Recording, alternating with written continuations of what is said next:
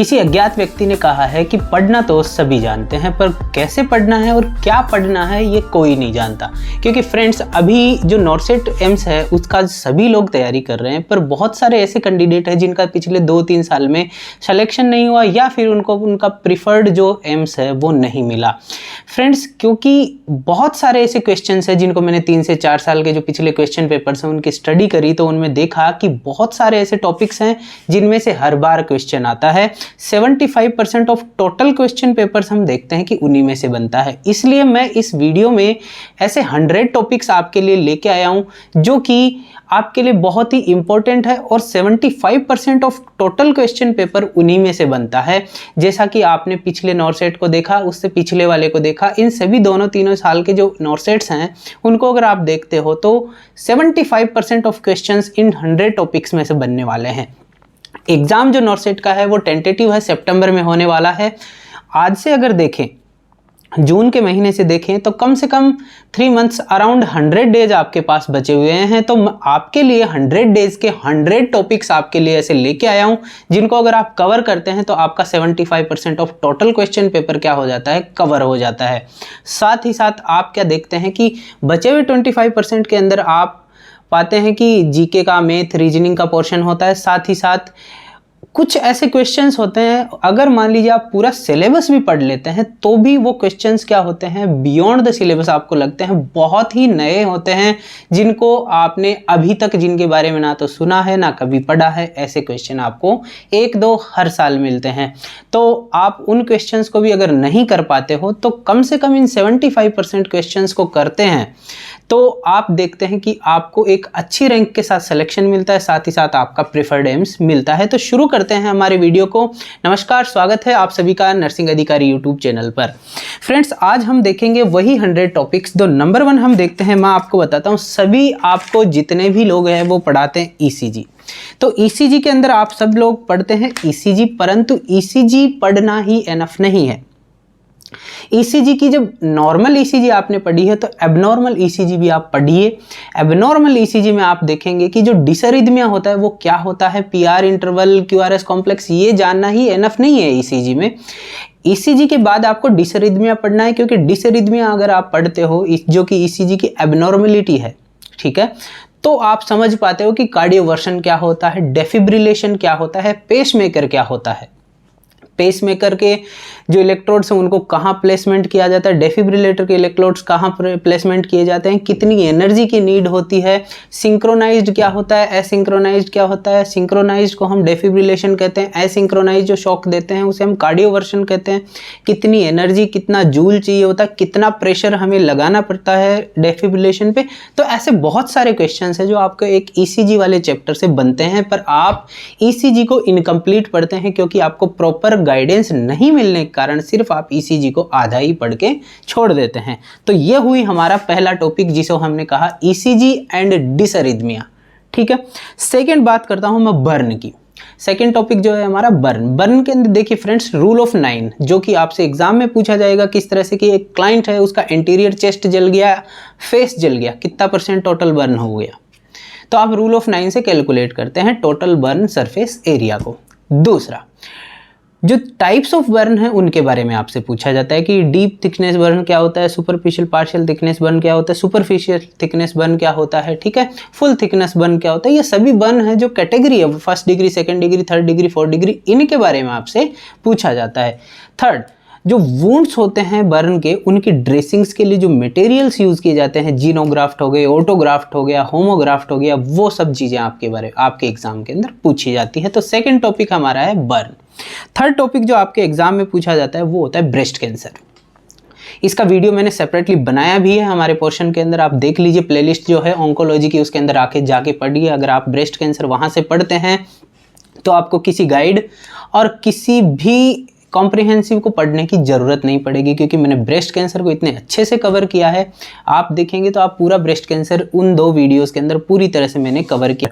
Fourth जो हमारा topic है डायबिटीज़ मिलिटस। देखिए फ्रेंड्स, जो डायबिटीज़ मिलिटस है इसमें से बहुत सारे क्वेश्चंस आते हैं। डायबिटीज़ मिलिटस के क्या क्या आप देखते हैं कि जो कॉम्प्लिकेशंस होते हैं जिनके अंदर हम देखते हैं DKA हो गया, HHNS हो गया, साथ ही साथ ओरल हाइपोग्लाइसेमिक एजेंट्स और इंसुलिन जो होते हैं उनकी कैटेगरीज हम देखते हैं कि शॉर्ट एक्टिंग, लॉन्ग एक्टिंग, तो ये सब क्या है इंसुलिन के टाइप, और इनका जो पीक लेवल होता है जिसके अंदर इनका पीक इफेक्ट देखने को मिलता है, उसके कारण क्या क्या इफेक्ट देखने को मिलते हैं, जैसे कि डॉन फिनोमिना हो गया, सोमोगाई फिनोमिना हो गया, ये सब चीज़ें आपसे पूछी जाती है, याद रखिएगा। डायबिटीज मिलिटस बहुत इंपॉर्टेंट टॉपिक है, हर बार एग्जाम में आता है।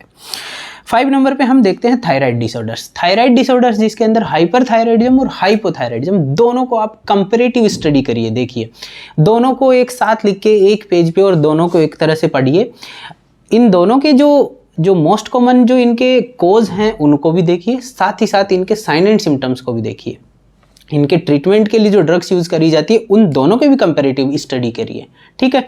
इन दोनों का कंपैरेटिव स्टडी करने के बाद ही आपको पता चलेगा कि बेसिकली हाइपो और हाइपर में फ़र्क क्या है, ठीक है, और एग्ज़ाम में क्वेश्चन कहाँ से आता है, ठीक है। ये हो गए हमारे थायराइड की बात। नेक्स्ट है पेनक्रिएटाइटिस, बहुत ही इंपॉर्टेंट टॉपिक है। पेनक्रिएटाइटिस के अंदर से बहुत सारे क्वेश्चंस बनते हैं, कूलन साइन हो गया, ठीक है, टर्नर साइन हो गया, ये सब चीज़ें पेनक्रिएटाइटिस में से बनती है, तो याद रखिएगा पेनक्रिएटाइटिस में से क्वेश्चंस आते ही आते हैं। नेक्स्ट है हमारा ऑक्सीजन थेरेपी। ऑक्सीजन थेरेपी में देखिए आपसे पूछा जाता है कि नेजल प्रोंग क्या होता है, नेजुल कैनुला क्या होता है, इनसे कितना लीटर ऑक्सीजन दिया जाना चाहिए, सिंपल फेस मास्क से कितना लीटर ऑक्सीजन दिया जाना चाहिए, पार्शियल रिब्रीदिंग मास्क है उससे कितना लीटर ऑक्सीजन दिया जाता है, और नॉन रिब्रीदिंग मास्क है उससे कितना ऑक्सीजन दिया जाता है। साथ ही साथ हम देखते हैं वेंचुरी मास्क के अंदर से क्वेश्चंस आते हैं कि वेंचुरी मास्क के अंदर अगर मान लीजिए ग्रीन यूज़ किया जाता है कितने % ऑक्सीजन जाएगा, ऑरेंज जा रहा है कितना % ऑक्सीजन जाएगा, ब्लैक एंड वाइट ब्लैक जा रहा है कितना % ऑक्सीजन जाएगा, वाइट जा रहा है तो उससे कितना ऑक्सीजन जाएगा, ठीक है। तो वेंचुरी मास्क को पढ़ना बहुत इंपॉर्टेंट है इसके अंदर, ऑक्सीजन थेरेपी के अंदर। नेक्स्ट हम देखते हैं COPD, chronic obstructive pulmonary disease. उसके अंदर आप पढ़ते हैं एम्फाइसीमा हो गया, क्रोनिक ब्रोंकाइटिस हो गया, ब्रोंकिएक्टाइटिस हो गया, ये सब चीज़ें आपको याद रखिएगा COPD में से आती ही आती हैं। तीनों चारों में से एक ही क्वेश्चन बनेगा ही बनेगा, भले ही वो ब्लू वाटर सिंड्रोम हो, पिंक पफर हो, ये सब चीज़ें देखने को मिलते हैं साइन एंड सिम्टम्स के तौर पे COPD में आती ही आती हैं, याद रखिएगा, इनको आप पढ़िएगा जरूर। नेक्स्ट हम देखते हैं कि माइकार्डियल इन्फ्रैक्शन और एंजाइना पेक्टोरिस। देखिए इन दोनों को मैं एक साथ इसलिए बोल रहा हूं क्योंकि इन दोनों में देखिए ECG का पैटर्न होता है वो भी एकदम डिफरेंट होता है। इनके कॉजेज को भी आप देखते हैं तो आपके सामने बहुत सारे क्वेश्चंस निकल के आते हैं। साथ ही साथ ट्रीटमेंट स्ट्रेटेजी देखते हैं तो आपको वहां से बहुत सारे क्वेश्चंस मिलते हैं कि एंजाइना पेक्टोरिस के अंदर क्या आप सबसे पहले यूज करते हैं, जबकि MI में आप सबसे पहले क्या यूज करोगे। तो ये सब चीजें आपको देखने को मिलती है इस्चेमिक हार्ट डिजीज के अंदर, ठीक है। नेक्स्ट हम देखते हैं क्रोनिक रीनल फेलियर, बहुत ही इंपॉर्टेंट डिजीज है। अगर आप रीनल सिस्टम एडल्ट के लिए पढ़ते हो मेडिकल सर्जिकल नर्सिंग में, और अगर आपने रीनल फेलियर नहीं पढ़ा है तो आपने अगर मान लीजिए उस सिस्टम में से कुछ भी नहीं पढ़ा है, क्योंकि आप जब रीनल फेलियर पढ़ते हैं तभी आपको क्या होता है कि रीनल जो फेलियर के कारण सारे सिस्टम जो है बॉडी के उनके ऊपर क्या इफेक्ट आते हैं, क्या क्या साइन एंड सिम्टम्स होते हैं उनके बारे में से पता चलता है। साथ ही साथ यूरेमिया क्या होता है वो पता चलता है। और जब इस स्टेट को जो बॉडी की क्लाइंट की बॉडी में डेवलप हुई है, इसको ट्रीट करने के लिए जब हम यूज़ करते हैं डायलिसिस, तो वो डायलिसिस इसमें पढ़ना पड़ता है। डायलिसिस के टाइप्स आप इसमें पढ़ते हैं, डायलिसिस के कॉम्प्लिकेशंस आप इसमें पढ़ते हैं, फिस्टुला क्या होता है वो पढ़ते हैं, फिस्टुला कब मैच्योर होते हैं वो आप पढ़ते हैं, ठीक है। तो आप अकेले CRF को सिर्फ इतना मत पढ़ लीजिए कि क्रोनिक रीनल फेलियर क्या होता है, इसमें क्या क्या हो जाता है, नहीं, इसका पूरा एक्सटेंसिव आपको पढ़ना है।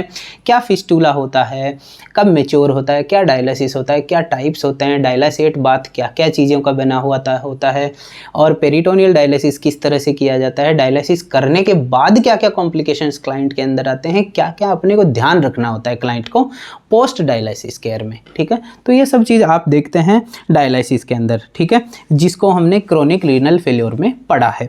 नेक्स्ट मैं आपको बताता हूँ जो है वो है मीनियस डिजीज। लिख लीजिए आप, इसको भी याद रखिए कि जो ENT के अंदर से मीनियस डिजीज है वो आती ही आती है, इनर ईयर की डिजीज है, मीनियस सिंड्रोम भी इसे कहते हैं। नेक्स्ट आप लिखिए यहाँ पे स्पाइनल इंजरी, बहुत इंपॉर्टेंट है क्योंकि आप लास्ट ईयर्स के एग्जाम में देखते हो तो ब्राउन सिक्वाड सिंड्रोम क्या होता है, सेंट्रल कोड सिंड्रोम क्या होता है, पार्शियल जो कोड का जो सेक्शन हो, हेमी सेक्शन होता है, उसे क्या कहते हैं, उसके कारण क्या फीचर, कोडा इक्विना सिंड्रोम क्या होता है, सब चीज़ें स्पाइनल कोड सिंड्रोम में आप देखने को मिलता है। साथ ही साथ किस लेवल की इंजरी पे क्या साइन एंड सिम्टम्स आपको देखने को मिलते हैं क्लाइंट की बॉडी में, रेस्पिरेटरी अरेस्ट किस लेवल की इंजरी में देखने को मिलता है, पैराप्लेजिया किस लेवल पे इंजरी हो जाती है स्पाइनल कोड में तब देखने को मिलता है, हेमीप्लेजिया कब देखने को मिलता है। नेक्स्ट है हमारा लिवर सिरोसिस। लिवर सिरोसिस में हम क्या देखते हैं, देखिए लिवर सिरोसिस बहुत ही इंपॉर्टेंट डिजीज है, CLD भी कहते हैं, क्रॉनिक लिवर डिजीज, ठीक है। सिरोसिस ऑफ लिवर या CLD आप पूरी तरह से आप इसको पढ़िए। आप लीवर के कारण, एक मात्र जो लीवर बॉडी के अंदर है उसको देखिए, आप देखेंगे बॉडी के सब ऑर्गन्स में कहीं ना कहीं खुद का बहुत ही इंपॉर्टेंट फंक्शन रखता ही रखता है। तो जब लीवर आदमी का फेलियर की तरफ प्रोग्रेस करता है तो क्या क्या बॉडी में सिम्टम्स आते हैं वो सब आप देखेंगे CLD के अंदर या सिरोसिस ऑफ लिवर में। तो याद रखिए गैस्ट्रोइंटेस्टाइनल के अंदर सिरोसिस ऑफ लिवर आपको पढ़ना ही पढ़ना है। साथ ही साथ लीवर की जहाँ बात आती है वहाँ पे हेपेटाइटिस एक बहुत ही इंपॉर्टेंट डिजीज़ होती है। Hepatitis A, hepatitis B, hepatitis C, D, E, ये जो जितने भी हेपेटाइटिस हैं ये सारे के सारे इनके बारे में जो एग्जाम में पूछे जाते हैं या तो इनके इंक्यूबेशन पीरियड पूछे जाते हैं। जैसे कि हेपेटाइटिस B का इंक्यूबेशन पीरियड क्या है सर, 15 to 45 डेज है। आप देखते हैं हेपेटाइटिस A का मोड ऑफ ट्रांसमिशन क्या है, फीको ओरल रूट है। हेपेटाइटिस B का क्या है साहब, A का फीको ओरल रूट है, B का सीरम हेपेटाइटिस कहलाता है, C कब होता है, पोस्ट ट्रांसफ्यूजन या पोस्ट जो डायलिसिस वाले पेशेंट्स हैं उनके अंदर देखने को मिलता है। तो आप देखते हैं कि हेपेटाइटिस में से बहुत सारे आपके क्वेश्चंस बनते हैं। तो आप हेपेटाइटिस को भी आप क्या करिए, लिख के रखिए कि इसमें से बहुत सारे क्वेश्चंस आते हैं। नहीं समझ आए आपको तो आप चैनल पे आइए, वीडियो देखिए, हेपेटाइटिस से रिलेटेड बहुत अच्छा वीडियो है, आप उसके अंदर से बहुत कुछ गेन करेंगे, ठीक है। तो हालांकि देखिए नया चैनल है, आपको यहाँ पे व्यूज़ कम देखने को मिलेंगे। इस वीडियो के अंदर जितने वीडियोज़ मैंने डाले हैं, अभी रिसेंट डाले हैं, तो उन सब के अंदर आपको व्यूज़ कम मिलेंगे, पर क्वालिटी ऑफ कंटेंट जो है बहुत ही शानदार है। आपको एग्जाम में ऐसा कोई क्वेश्चन नहीं छूटेगा अगर आप किसी भी एक स्पेसिफिक टॉपिक से रिलेटेड अगर आप वीडियो देखते हैं। तो इसलिए जो चैनल पे जो वीडियो डाले हुए हैं उनको आप पूरी तरह से एक बार देख लीजिएगा।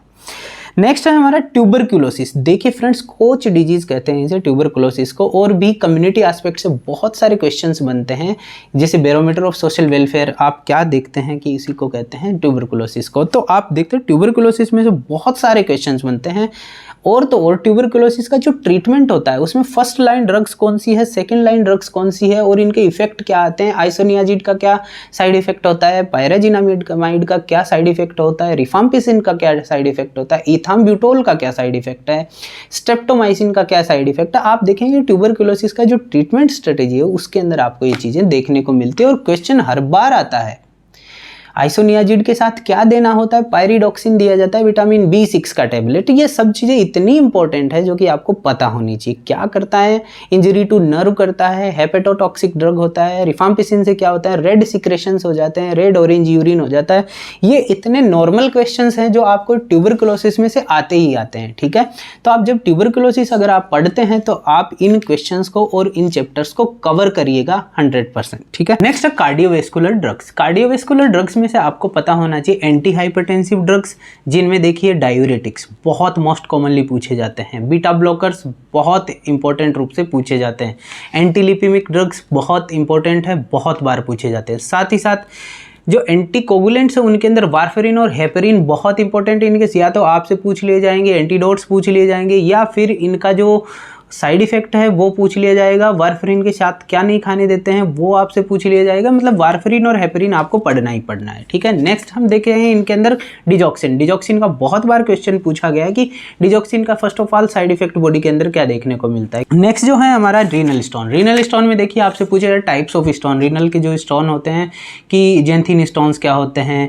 तो टाइप्स ऑफ जो जितने भी स्टोन है रीनल जो, वो सारे आपको देखने। साथ ही साथ कौन से स्टोन्स एसिडिक है, कौन से बेसिक हैं, वो आपको ध्यान रखना है। साथ ही साथ इनके साथ कौन से टाइप की जो डाइट दी जाती है, एल्कलाइन ऐश डाइट और एसिड ऐश डाइट होती है, वो डाइट कैसे दी जाती है, उसमें क्या क्या चीज़ें इंक्लूडेड होती है, क्या क्या नहीं होती है। तो रीनल स्टोन आपको पढ़ना ही पढ़ना है, ठीक है।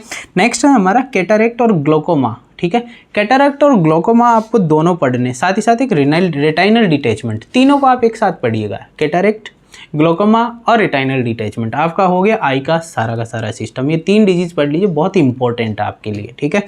Next positioning of client. देखिए बहुत बार एग्जाम में आपसे पूछा जाता है कि पोस्ट हेमरेक्टमी आपको कौन सी क्लाइंट को पोजीशनिंग आप क्या करेंगे, प्रोवाइड करेंगे, ठीक है। आप देखते हैं कि लीवर बायोप्सी के बाद क्लाइंट को कौन सी पोजीशन देंगे। सिग्मोइडोस्कोपी के लिए कौन सी पोजीशन दी जाएगी, गायनेकोलॉजिकल जो एग्जामिनेशंस है उनके लिए कौन सी पोजीशनिंग दी जाती है। तो पोजीशनिंग ऑफ द क्लाइंट बहुत ही इंपॉर्टेंट है, हर एक प्रोसीजर के बाद क्लाइंट की पोजीशन बहुत मैटर करती है, इसलिए उसी हिसाब से इसका एक क्वेश्चन बनता ही बनता है। एक पोजीशन से रिलेटेड क्वेश्चन आपको आएगा ही आएगा एग्जाम में।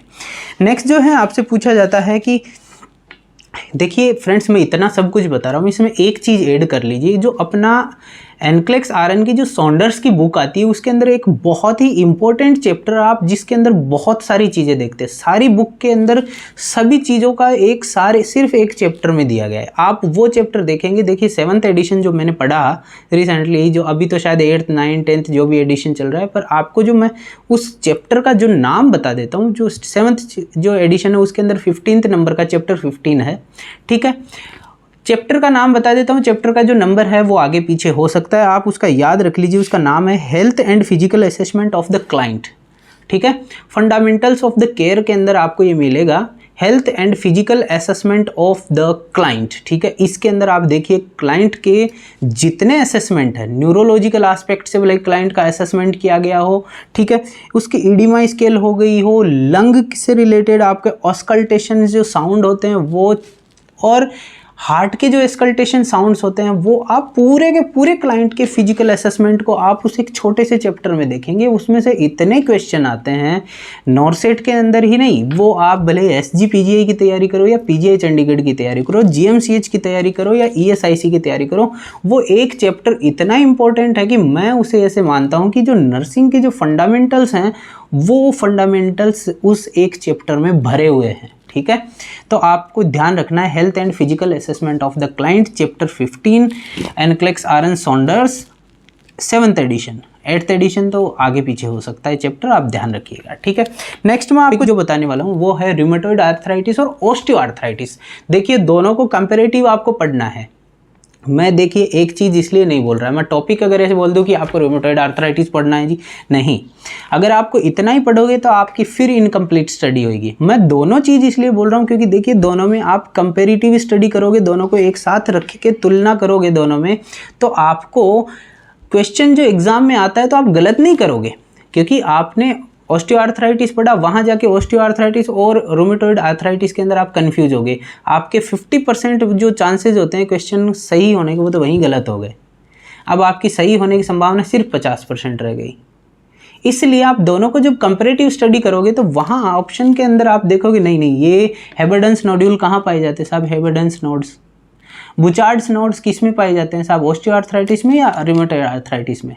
दोनों में पेन का पैटर्न क्या होता है, एक दिन चलने के बाद, एक्सरसाइज के बाद क्या हो जाता है, रिलीव हो जाता है, जबकि एक के अंदर स्टिफनेस आ जाती है। तो पेन का पैटर्न भी बहुत चेंज होता है, इसलिए मैं यही कह रहा हूँ दोनों को आपको कंपैरेटिव स्टडी करना है, ठीक है। ये हो गए हमारा रूमेटॉइड आर्थराइटिस और ऑस्टियोआर्थराइटिस। नेक्स्ट अब हम देखते हैं कि एंटीडोट्स। देखिए सभी जितने भी आप देखते हैं, बहुत सारी ड्रग्स ऐसी है, 25 से 30 ड्रग्स ऐसी है जिनके एंटीडोट आपको मुंह पे याद रहने चाहिए। एक बार में याद नहीं होते, आप दूसरी बार में याद करिए। फर्स्ट टाइम आपको 10 याद हो जाएंगे, अगली बार 20 याद हो जाएंगे, उसके बाद अगली बार 30 याद हो जाएंगे, सारे याद हो जाएंगे। आप 2 से 3 बार पढ़ेंगे, सारे एंटीडोट याद हो जाएंगे। फिर भी अगर नहीं याद होते हैं तो मैंने एक ऐसा ट्रिक से बेस्ड वीडियो बनाया है जो मेरे चैनल पे पड़ा है, आप उसे एक बार जाके देख लीजिए, एक बार में सारे याद हो जाएंगे, ठीक है। तो एंटीडोट से रिलेटेड वीडियो डाला हुआ है चैनल के ऊपर, वो आप देखिए। नेक्स्ट है drug of choices. Drug of choice आप देखते हैं बहुत सारी जो मतलब ड्रग्स हैं, वो डिजीजेस हैं, उनकी ड्रग ऑफ चॉइस भी आपसे एग्जाम में पूछी जाती है, ठीक है। तो वो ड्रग ऑफ चॉइस, जैसे कि एक्लेम्पसिया का ड्रग ऑफ चॉइस क्या है साहब, मैग्नीशियम सल्फेट। तो ये बहुत सारी हैं जो आपको पूछी जाती है ड्रग ऑफ चॉइसेस, ठीक है। नेक्स्ट हम देखते हैं ग्लासगो कोमा स्केल। मैं फ्रेंड्स अकेला ग्लासगो कोमा स्केल नहीं बोलूँगा यहाँ पे, क्योंकि जगह अगर मान लीजिए मैंने ECG बोला है और तो ECG की एबनॉर्मलिटीज मैंने बताई, डिसरिथमिया, ठीक है। तो इसी तरह मैं आपको यहाँ पे ग्लासगो कोमा स्केल नहीं बोलूँगा। GCS में से क्वेश्चन आते हैं ग्लासगो कोमा स्केल में से, पर नहीं, मैं अकेला ग्लासगो कोमा स्केल नहीं बोलूँगा। आप पढ़िए पूरा total neurological assessment. Total neurological assessment में पढ़ते क्या क्या हैं आप देखिए। ग्लासगो कोमा स्केल तो उसमें एक छोटा सा टॉपिक है, इसके अलावा उसमें पढ़ते हैं पोस्चर्स। डी सेरेब्रेट पोस्चर क्या होती है, डी कॉर्टिकेट पोस्चर क्या होती है, फ्लैसिड पोस्चर क्या होती है, ठीक है। टाइप्स ऑफ न्यूरोलॉजिकल रेस्पिरेशंस, जैसे कि चाइनीज टॉक्स रेस्पिरेशंस कैसा होता है, किस एरिया के अंदर प्रॉब्लम हो जाती है ब्रेन में तब होता है। एपन्यूस्टिक रेस्पिरेशन कैसा होता है और ब्रेन के किस एरिया के अंदर डिसफंक्शनिंग के कारण होता है। पॉन्स जो के अंदर अगर मान लीजिए डिसफंक्शनिंग हो जाती है तो कौन सा रेस्पिरेशन होता है। एटैक्सिक रेस्पिरेशन कब होता है, क्लस्टर रेस्पिरेशन कब होता है, ये टाइप्स ऑफ रेस्पिरेशन उस टोटल न्यूरोलॉजिकल असेसमेंट में आते हैं। क्रेनियल नर्व्स की फंक्शनिंग, जैसे कि साहब क्रेनियल नर्व 6 अगर मान लीजिए डैमेज हो गई तो क्या हो जाएगा, क्रेनियल नर्व अगर मान लीजिए 8th डैमेज हो गई तो क्या हो जाएगा, क्रेनियल नर्व 9th अगर डैमेज होगी तो क्या हो जाएगा। तो ये है क्रेनियल नर्व की फंक्शनिंग्स, ये भी आपको उसके अंदर मिलता है। टोटल न्यूरोलॉजिकल असेसमेंट की बात कर रहा हूँ मैं, ठीक है। इसके अलावा और आप देखते हैं उसके अंदर कि क्लाइंट का जितना भी रिफ्लेक्सेस होते हैं, जैसे कि बाबिन्स की रिफ्लेक्स हो गया, ब्रुजिन्स की हो गया, कर्निंग्स हो गया, गेग रिफ्लेक्स हो गया, स्वेलो रिफ्लेक्स हो गया, ये जितने भी रिफ्लेक्सेस हैं ये कौन कौन सी नर्व्स के रेस्पॉन्सिबिलिटी के कारण होते हैं, ये भी उसी के अंदर आता है, ठीक है। तो आप देखते हैं कि लेवल ऑफ कॉन्शियसनेस, आपका Glasgow coma scale, functioning of cranial nerves, ये सभी टोटल न्यूरोलॉजिकल असेसमेंट के पार्ट है। तो यहाँ पे मैं आपसे ये नहीं कहूँगा कि आप सिर्फ ग्लासगो कोमा स्केल पढ़िए, मैं ये कहूँगा टोटल न्यूरोलॉजिकल असेसमेंट पढ़िए, ठीक है। तो लिख लीजिए आप टोटल न्यूरोलॉजिकल असेसमेंट। देखिए फ्रेंड्स, आपके पास पेन और कॉपी होना बहुत इंपॉर्टेंट है, क्योंकि इस वीडियो के अंदर मैंने ऐसे टॉपिक्स कवर किए हैं कि आप बार बार वीडियो देखने की बजाय आप लिख लीजिएगा, ठीक है। नेक्स्ट हम देखते हैं myasthenia gravis. Friends, myasthenia gravis में से आपसे पूछा जाता है कि टेंसिलॉन टेस्ट क्या होता है, आपके पास कौन सी ड्रग्स अवेलेबल होनी चाहिए टेंसिलॉन टेस्ट जब आप कर रहे हैं तो, और माइस्थेनिया ग्रेविस के क्या फीचर्स होते हैं, ठीक है। वो गुलियन बारे सिंड्रोम और माइस्थेनिया ग्रेविस दोनों को आप एक साथ रखे पढ़िएगा, क्योंकि बहुत बार क्वेश्चन ऐसे होते हैं कि आता है आपको कि माइस्थेनिया ग्रेविस या गुलियन बारे आंसर करके आते हैं, गुलियन बारे होता है, आप माइस्थेनिया ग्रेविस करके, दोनों को आपको तुलनात्मक स्टडी करनी है, तुलनात्मक अध्ययन करना है, ठीक है। नेक्स्ट हम देखते हैं फ्रैक्चर्स। देखिए फ्रेंड, सभी लोग सिर्फ फ्रैक्चर पढ़ के और फ्रैक्चर के टाइप्स पढ़ के निकल लेते हैं, ठीक है, पर अकेला फ्रैक्चर नहीं पढ़ना है। वही बात कि अकेला ईसीजी नहीं पढ़ना है, ईसीजी की एबनॉर्मलिटी पढ़ना है, वैसे ही फ्रैक्चर्स अकेले नहीं पढ़ने कि फ्रैक्चर्स के टाइप क्या होते हैं, ग्रीन स्टिक कब होता है, बच्चों में होता है, नॉर्मल हो गया ये क्वेश्चन, अब इससे ऊपर उठना है, ठीक है। जो एग्जाम में आते हैं वो चीज़ें देखनी है आपको कि देखिए अब फ्रैक्चर पढ़ रहे हो तो आपको कास्ट पढ़ने, स्प्लिंट्स पढ़ने, ठीक है, प्लास्टर कैसे बनता है वो देखना है, प्लास्टर कितने दिन के लिए बनता है वो देखते हैं, कैसे काटते हैं, कैसे सुखाते हैं। ये क्वेश्चन तो इतनी बार आया है कि क्वेश्चन क्या ड्रायर से सुखा सकते हैं, कैसा क्वेश्चन है, बहुत बार पूछा गया है, ठीक है, कि क्लाइंट का कास्ट बांधा हुआ है और उसके ऊपर वहाँ पे एक आपको एक ग्रीनिश सा आपको स्पॉट देखने को मिला, क्या हो गया क्लाइंट को, क्या नर्स उसको काट देगी, क्या आप प्लास्टर को काट देंगे। तो ये चीज़ें बहुत इंपॉर्टेंट है, आपसे पूछी जाती है एग्जाम के अंदर। और क्या पूछते हैं साथ सब जो ट्रैक्शंस हैं, स्किन ट्रैक्शंस कौन से हैं, स्केलेटल ट्रैक्शंस कौन से, ये भी फ्रैक्चर के अंदर ही पढ़ते हैं सर, तो आप इनको भी करिएगा कवर, ठीक है। जब फ्रैक्चर पढ़ रहे हैं तो टाइप्स ऑफ फ्रैक्चर्स के साथ स्प्लिंट्स, कास्ट, प्लास्टर और ट्रैक्शंस, ये सारे पढ़ने हैं, ठीक है। तो ये हो गया हमारे फ्रैक्चर्स के बारे में। नेक्स्ट अब हम देखते हैं जीटी पाल स्कोरिंग और हम देखते हैं नेगल्स रूल से ईडीडी का कैलकुलेशन, ठीक है। ईडीडी मतलब एक्सपेक्टेड डेट ऑफ डिलीवरी, ठीक है, जिसे एस्टिमेटेड डेट ऑफ डिलीवरी भी लिखा जाता है, बहुत बार कंफ्यूज होने की ज़रूरत नहीं है। ईडीडी और जीटी पाल स्कोरिंग, ईडीडी किस रूल से हम कैलकुलेट करते हैं, नेगल्स रूल से, ठीक है। देखिए इससे रिलेटेड भी वीडियो रिसेंटली मैंने अभी चैनल पे डाला है, आप उसे देख लीजिएगा जाके, वहाँ पे बहुत ही ईजी और बहुत ही ट्रिकी वीडियो है, जहाँ पे जो मोस्ट कॉमन जो आप मिस्टेक करते हैं जिससे आपका आंसर ही इधर उधर हो जाता है, जहाँ आपका आंसर, जहाँ एग्ज़ाम के अंदर आपका आंसर होना चाहिए 5 जुलाई 6 जुलाई ऐसा, तो आपका आंसर क्या हो जाता है, 5 की जगह हो जाएगा 6 या 7 आएगा, 6 या 4 आएगा, ठीक है, एग्जैक्ट 5 नहीं आएगा। आपके जो आंसर में एक दिन का मिस्टेक क्यों आता है वो वीडियो के अंदर मैंने कवर किया है, ठीक है, रिसेंटली डाला है वीडियो, आप उसे जाके देखिएगा, ठीक है। नेगल्स रूल, एक है जीटी पाल स्कोरिंग। जीटी पाल ऑब्स्टेटिक के अंदर अगर आपने ऑब्स्टेटिक एंड गायनोकोलॉजी पढ़ी है और जीटी पाल स्कोरिंग नहीं पढ़ा है तो क्या मतलब उसका, बहुत बेसिक क्वेश्चंस हैं जो कैलकुलेशन के लिए आते हैं, लिख लीजिए फ्रेंड्स। देखिए ड्रग डोज कैलकुलेशन का क्वेश्चन, उसमें भी आपको डोज कैलकुलेशन करनी पड़ती है, जीटी पाल के अंदर भी आपको कैलकुलेशन करनी पड़ती है, नेगल्स रूल से ईडीडी कैलकुलेशन आपको करनी पड़ती है, ठीक है। तो इस तरह से ऐसे क्वेश्चन हैं जिनके अंदर आपको कैलकुलेशन करनी पड़ती है, आपको ये कैलकुलेशन करनी आनी ही चाहिए, ठीक है। नेक्स्ट हम देखते हैं स्टरलाइजेशन। मैं नहीं कहूँगा अकेला स्टरलाइजेशन पढ़िए, स्टरलाइजेशन के आपको डिसइंफेक्शन भी पढ़ना है साथ ही साथ आपको इसके साथ पढ़ना है ऑटोक्लेव। स्टरलाइजेशन, ऑटोक्लेव और डिसइंफेक्शन तीनों साथ पढ़ने हैं, ठीक है। ये तीनों चीज़ें एक साथ पढ़नी है। नेक्स्ट हम देखते हैं national health programmes. National health programmes, tuberculosis control programme कब आया, नेशनल गोइटर कंट्रोल प्रोग्राम कब आया, ये जितने भी प्रोग्राम हैं फ्रेंड्स, ये सारे के सारे का मैंने एक वीडियो भी बनाया हुआ है, वीडियो जाके चैनल पे देखिए। नेशनल हेल्थ प्रोग्राम्स का इतना ट्रिकी है, आप किसी चीज़ को रटने की ज़रूरत ही नहीं है। एक बार वीडियो देखेंगे आपको ऑलमोस्ट 70% जितने भी टोटल जो है नेशनल हेल्थ प्रोग्राम्स है वो सारे याद हो जाएंगे। 70%, 2 बार देखोगे 100% याद हो जाएंगे। तो नेशनल हेल्थ प्रोग्राम्स आप यूँ बताएंगे कि ये कौन सा कब आया था, ठीक है, कि जो revise national tuberculosis control programme कब आया, RNTCP, आप फट से बताएंगे 1992 में आया, ठीक। गोइटर कंट्रोल प्रोग्राम कब आया, आप फट से बता देंगे 1962 में आया, ठीक है। तो फ्रेंड्स इतना ट्रिकी और इतने अच्छे से पढ़ाया हुआ है कि आप जाके देखिएगा एक बार उसको, उस वीडियो को भी जिसके अंदर मैंने नेशनल हेल्थ प्रोग्राम्स कवर किए हैं, आप उनको भी देखिए। नेक्स्ट है ABG। देखिए सभी फ्रेंड्स आपको ABG एनालिसिस बता देते हैं, आगे कुछ नहीं बता, मैं बताता हूँ आपको। ABG एनालिसिस के साथ एसिड बेस बैलेंस भी पढ़ना है, ठीक है। तो एसिड, जब ABG पढ़ रहे, ABG नॉर्मल क्या होती है, कैसे क्या बॉडी के अंदर इसका कंपनसेशन होता है वो आप पढ़ रहे हैं, पर साथ ही साथ आपको जब ये एबनॉर्मल हो जाती है तो क्या एसिड बेस के अंदर इम्बैलेंस होता है वो पढ़ना है, और कैसे उसका करेक्शन करते हैं वो भी आपको देखना है, ठीक है। नेक्स्ट है यहाँ पे स्ट्रोक। स्ट्रोक जिसको सेरेब्रोवेस्कुलर एक्सीडेंट कहते हैं, स्ट्रोक सभी ने पढ़ा है, ठीक है। तो स्ट्रोक में से बहुत बार क्वेश्चन आते हैं, आपको वो भी पढ़ना है न्यूरोलॉजिकल सिस्टम में जाके। नेक्स्ट है immunisation and vaccination. Immunisation schedule इतना छोटा है, उसको आप याद करने में मात्र आपको 15 मिनट्स लगेगी फ्रेंड्स, पर आप उसमें से बहुत सारे क्वेश्चंस देखते हैं। साथ ही साथ वैक्सीनेशन से रिलेटेड, पोलियो की वैक्सीन से रिलेटेड, मीजल्स की वैक्सीन से रिलेटेड, इन सब से रिलेटेड क्या क्या साइड इफेक्ट्स हैं वो देखते हैं।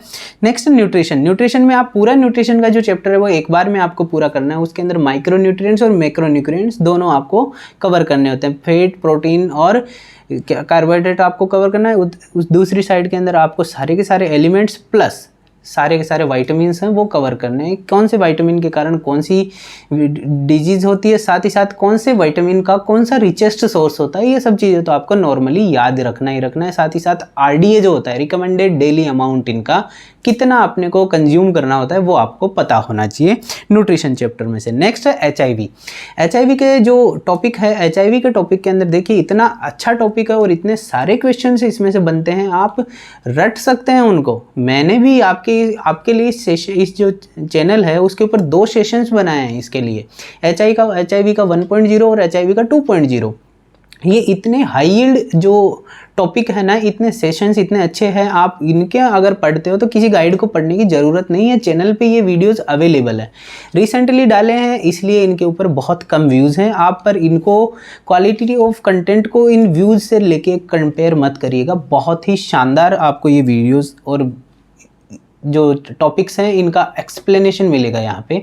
तो आप देखिए HIV 1.0 और HIV 2.0 का सेशंस ज़रूर देखिएगा, ठीक है।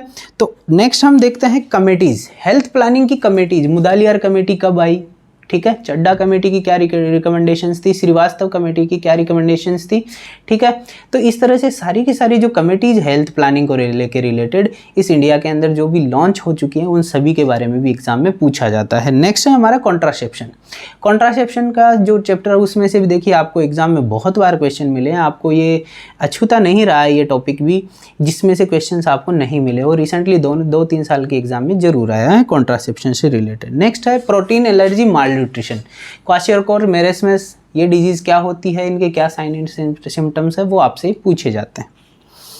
नेक्स्ट है प्राइमरी हेल्थ केयर सिस्टम। देखिए फ्रेंड्स इतना शानदार वीडियो है जिसका देखिए मैं आपको बता देता हूँ, उस वीडियो का जो डिस्क्रिप्शन है वो आपको इस तरह से मिलेगा, चैनल पे पड़ा है ये वीडियो कि प्राइमरी हेल्थ केयर सिस्टम्स के अंदर जो प्राइमरी हेल्थ सेंटर क्या होता है, सब सेंटर क्या होता है और CHC क्या होता है, इन सब का बेड कैपेसिटी, इनको कितने पॉपुलेशन के ऊपर इनको एस्टैब्लिश किया जाता है, इनके अंदर कितना स्टाफ होता है, इनकी फंडिंग कौन करता है, इनका फर्स्ट रेफरल यूनिट कौन सा होता है, first contact point between the health care system and जो कम्युनिटी होता है वो कौन सा होता है, ये सारी चीज़ें सिर्फ एक वीडियो मैंने एक छोटी सी टेबल के थ्रू कवर करी है। वो वीडियो आपको मिलेगा। ये चीज़ CHO के अंदर कोई भी नहीं पढ़ाता है, ऐसा एक सेक्शन बनाया हुआ है वीडियो का, तो CHO से रिलेटेड वो वीडियो बनाया था, क्योंकि ये कम्युनिटी एस्पेक्ट से बहुत इंपॉर्टेंट चीज़ है, पर ये नॉर्सेट के लिए भी बहुत इंपॉर्टेंट टॉपिक है। उस छोटे से वीडियो के अंदर आपको सारी चीज़ मिल जाएंगी। हेल्थ केयर प्लानिंग सिस्टम जो होती है, हेल्थ केयर सिस्टम इंडिया का 3 टायर सिस्टम है, primary health care, sub centre और CHC, ठीक है, कम्युनिटी हेल्थ सेंटर, ये तीनों के तीनों से रिलेटेड एक वीडियो बनाए। बहुत ही अच्छा, बहुत ही शॉर्ट वीडियो, और इतना अच्छा है जिसके अंदर बहुत कुछ आपको अचीव हो जाएगा। आप ज़रूर उस वीडियो को जाके देखिएगा, चैनल पे पड़ा हुआ है, ठीक है। नेक्स्ट है इंटरनेशनल हेल्थ एजेंसीज, जैसे कि WHO हो गया, यूनिसेफ हो गया, सीडा हो गया, डेनिडा हो गया, ये सब चीज़ें आपको पता होना चाहिए। यूनेस्को हो गया, इन सब चीज़ों के बारे में आपको पता होना चाहिए। ये सारी की सारी क्या है, हेल्थ एजेंसीज है, इंटरनेशनल हेल्थ एजेंसीज है, ठीक है।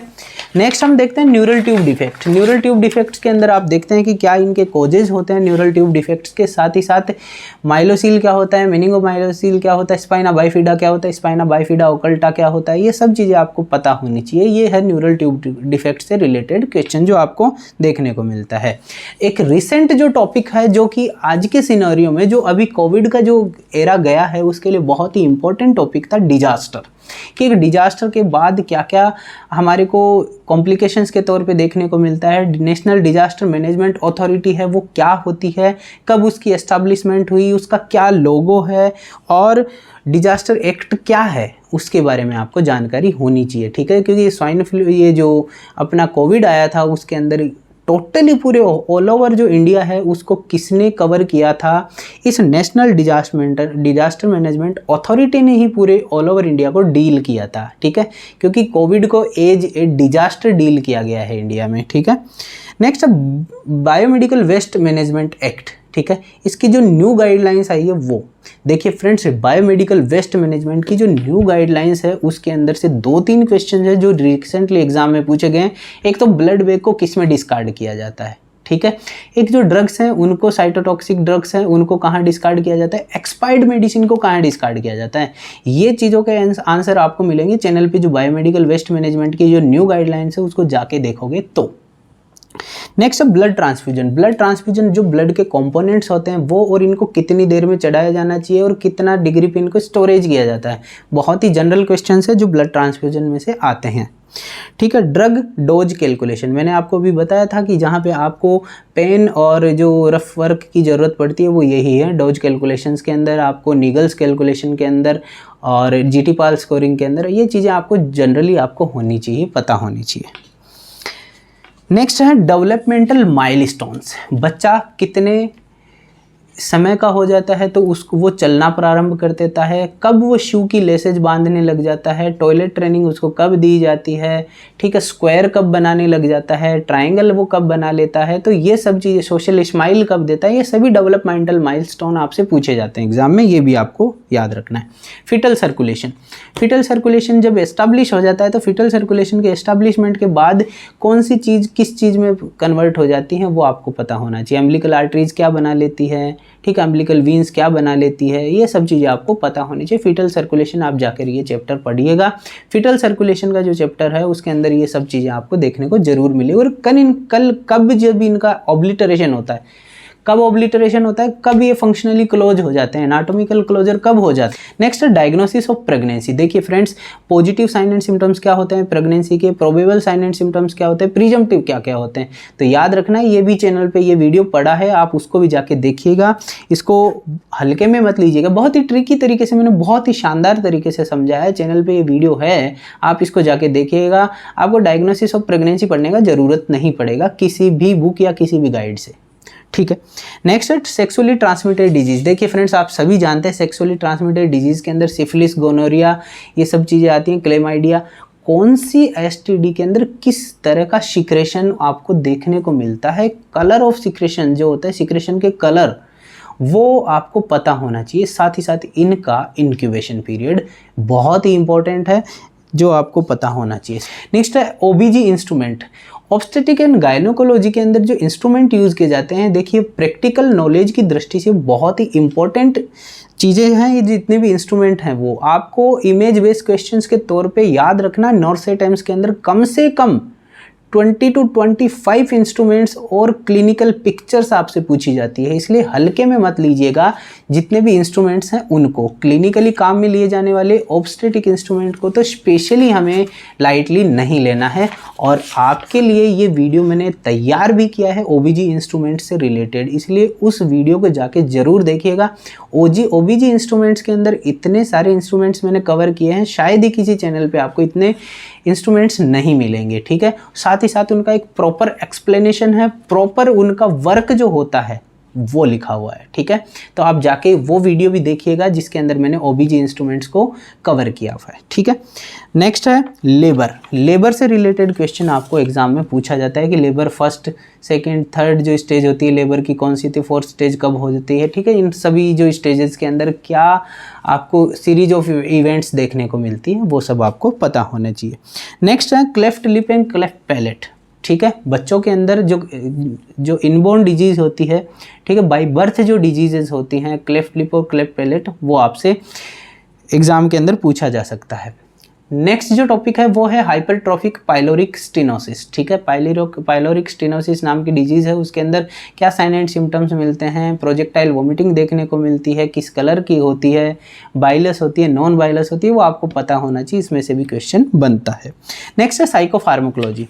साइकोफार्माकोलॉजी के अंदर आपको देखिए एंटी जो डिप्रेशन ड्रग्स कौन सी होती है और एंटीसाइकोटिक ड्रग्स कौन सी होती हैं, एंटी एंजाइटिक ड्रग्स कौन सी होती हैं, इनका क्या एक जो केमिकल रिएक्शंस होता है बॉडी के अंदर, किस तरह से ये काम करती है, इनके क्या साइड इफ़ेक्ट होते हैं, किस ड्रग के साथ कौन सी ड्रग नहीं दी जाती है, इनका कौन सी ड्रग के साथ कौन सी चीज़ नहीं खानी होती है, ठीक है। ये सब चीज़ें आपको पता होना चाहिए। साइकोफार्माकोलॉजी के अंदर से बहुत सारे क्वेश्चंस का बनना बहुत ही एक नॉर्मल चीज़ है, तो आप ये जो साइकोफार्माकोलॉजी है वो भी आप पढ़ना चाहिए, आपको भी देखना है। नेक्स्ट देखिए फ्रेंड्स सिस्टिक फाइब्रोसिस। फ्रेंड्स 2 से 3 एग्जाम देते हैं बच्चे, तब तक तो उन्हें यही नहीं पता होती कि ये ऐसी भी कोई डिजीज़ होती है। इसलिए ये देखिए फ्रेंड्स, कोई भी अगर नई डिजीज़ अगर आपके सामने इस तरह की आती है जिसके बारे में क्वेश्चन आपको एग्जाम में या किसी गाइड में मिला है रिसेंट ईयर्स के में, तो आप उसे ज़रूर पढ़ें, क्योंकि बहुत बार ये 1-2 ऐसी चीज़ें होती है जो रिपीट भी हो जाती है नेक्स्ट ईयर्स के अंदर। तो आप सिस्टिक फाइब्रोसिस को जरूर पढ़िएगा।